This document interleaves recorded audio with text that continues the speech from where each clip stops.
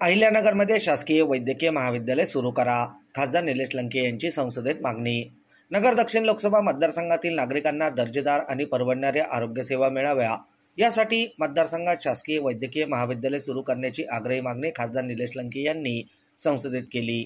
या प्रश्नाकडे संसदेचे लक्ष वेधताना खासदार निलेश लंके यांनी सांगितले की अहिल्यानगर लोकसभा मतदारसंघ हा महाराष्ट्रातील सर्वात मोठा मतदारसंघ असून जिल्ह्याची लोकसंख्या 50 लाखाहून अधिक आहे।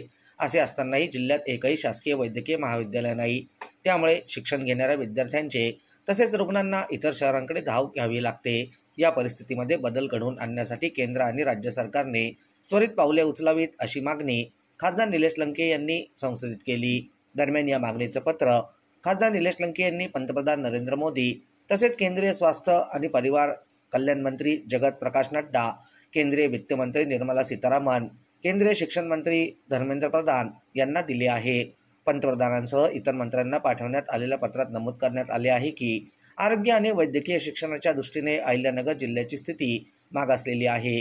गरिबांसाठी स्वस्त आणि सुलभ आरोग्य सेवा मिळाव्यात यासाठी या जिल्ह्यात वैद्यकीय महाविद्यालय आणि सुपर स्पेशालिटी हॉस्पिटल उभारणं अत्यंत गरजेचं आहे। निलेश लंके जी, श्री निलेश लंके जी। अध्यक्ष महोदय, मी अतिशय महत्त्वाच्या विषयावर बोलण्यासाठी उभा आहे। माझ्या अहिल्यानगर लोकसभा मतदारसंघामध्ये मी त्या ठिकाणी निवडून आलेलो आहे। तो मतदारसंघ महाराष्ट्रात सर्वात मोठा मतदारसंघ आहे आणि त्या मतदारसंघामध्ये अद्यापपर्यंत मेडिकल कॉलेज नाही। मी वारंवार मंत्री महोदयांना मागणी केलेली आहे, तरी मी आपणाद्वारे हे सांगू इच्छितो की लवकरात लवकर माझ्या अहिल्यानगर जिल्ह्यामध्ये मेडिकल कॉलेजला मंजुरी द्यावी। मला आपण बोलण्याची संधी दिली। धन्यवाद। रामकृष्ण हरी।